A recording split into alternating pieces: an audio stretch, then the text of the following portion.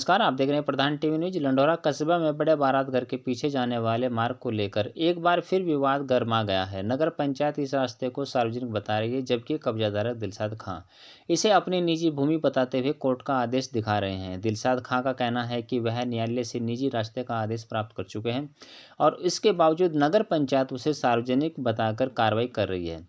विवाद उस समय और बढ़ गया जब दिलशाद खां ने निर्माण कार्य के लिए कुछ ईंटें रास्ते में रख दी। आरोप है कि नगर पंचायत लंढौरा के अधिशासी अधिकारी हेमंत गुप्ता कर्मचारियों के साथ मौके पर पहुंचे और बिना किसी नोटिस के ईंट उठाकर नगर पंचायत ले गए। दिलशाद खां का आरोप है कि कर्मचारियों ने अभद्रता की और घर में घुसने की कोशिश की। वहीं नगर पंचायत का कहना है कि यह मार्ग सार्वजनिक है और कई बार अतिक्रमण हटाने की चेतावनी दी जा चुकी है। साथ ही नगर पंचायत ने पर्यावरण मित्र के साथ अभद्रता और जाति सूचक शब्द कहे जाने की तहरीर पुलिस को देने की बात कही। फिलहाल मामला पुलिस और प्रशासनिक स्तर पर पहुंच चुका है। अब सबकी नज़र इस बात पर है कि न्याय किसके पक्ष में होगा। लंढौरा से कमलजीत सिंह की खास रिपोर्ट। ऐसा था सर, जो आदेश की कॉपी थी तो 2025 में जो आदेश आया 22/12/2025 में मैं इन्हें रिसीव करवा दी थी 13 तारीख में अधिशासी अधिकारी को। इन्होंने पढ़ी या नहीं पढ़ी वो तो मैं कह नहीं सकता। उसमें क्लियर आदेश है, मतलब इन्हें छेड़छाड़ नहीं कर सकते विधि प्रक्रिया बिना, मतलब कानून की, यानी कि कोर्ट में लड़ाई लड़ो आप, यहाँ से कोई जबरदस्ती नहीं कर सकते। तो इन्होंने आगे जबरदस्ती मेरी ईंट बजरी सब ले गए और मार पीटने के लिए तैयार हो गए। और सारी मेरे पास वीडियो है। अगर मैं गेट ना बंद करता तो ये सारे स्टाफ से मतलब मुझे मरवा देते, मतलब मुझे पूरी जान का खतरा। मतलब हाँ। हुआ क्या आपको नोटिस दिया? नहीं, नोटिस कुछ नहीं दिया गया जी मुझे। हाँ, कोई नोटिस नहीं दिया। से देखा जाए तो क्या किस तरह से नोटिस दिया जाता है? क्या ये 3 दिन पहले दिया जाता है। अगर मतलब नहीं हटा रहे तो फिर उसके बाद में मतलब ये सामान जब्त कर सकते हैं। नोटिस आया? नहीं, नोटिस कोई नहीं आया जी। अच्छा, विवाद क्या है? ये विवाद कहाँ तक पहुंचा? ये विवाद ये था जी, 2016 में खलील चेयरमैन साहब थे, तो उनसे मैंने एक जमीन खरीदी थी जिसपे मेरा मकान बना हुआ। तो इनकी पहले दोस्ती थी सलीम भाई छोटे की और नसीम उस टाइम मेंबर था। तो उस टाइम इनकी दोस्ती के बाद में इनकी दुश्मनी हो गई। तो इन्होंने क्या नाम जो इन्हें फंसाने की वजह से तो इनकी पावर सीज करवाने के लिए जांचें करवाई।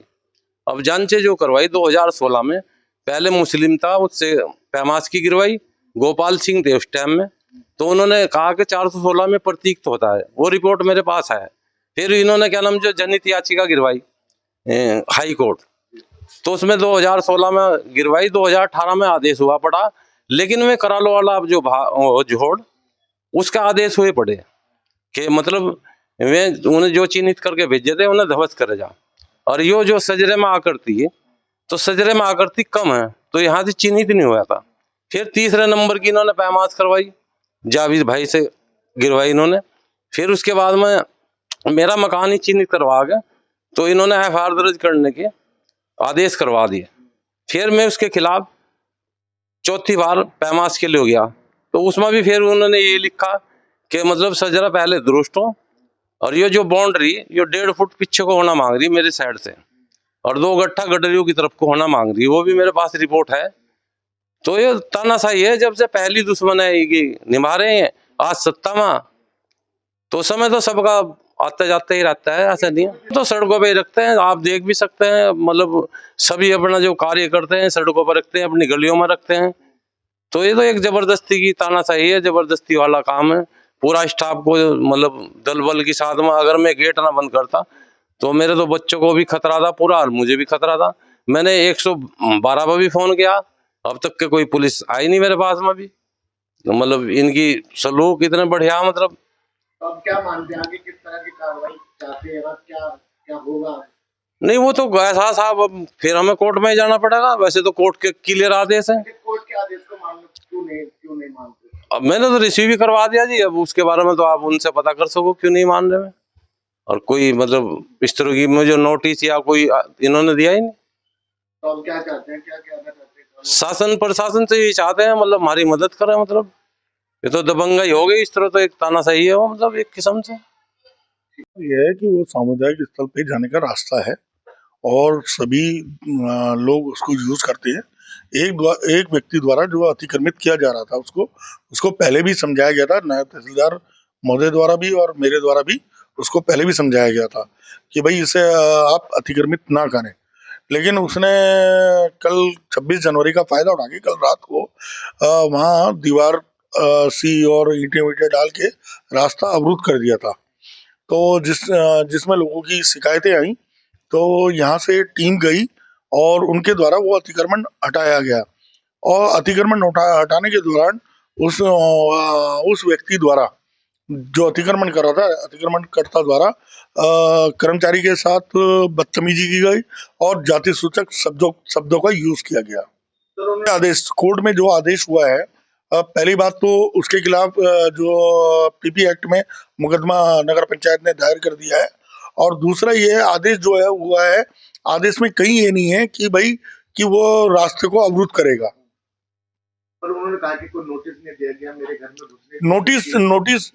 नोटिस तो तब दिया जाता जब उसको पहले ही हमने इस बात के लिए आगाह कर दिया था। तो भाई जब अगर अतिक्रमणकारी जबरदस्ती का अगर वो रास्ता रोकेगा किसी का, तो वो तो कार्रवाई की जाएगी, और फिर वो सारी संपत्तियां जो हैं वो जोहड़ में आती हैं। तो अब सबको ही नोटिस जा रहे हैं उसके लिए। तो कह रहे हैं कि निजी रास्ता भी दर्शाया पर तहसील प्रशासन ने तमाम चीजें मेरे हाथ में बताई गई है। वो तो वैसे भी अतिक्रमण है भैया। अगर वो दिखा रहा है ना, उसकी रजिस्ट्री में कहीं ना खसरा नंबर है, ना कहीं किसी चीज का उल्लेख है।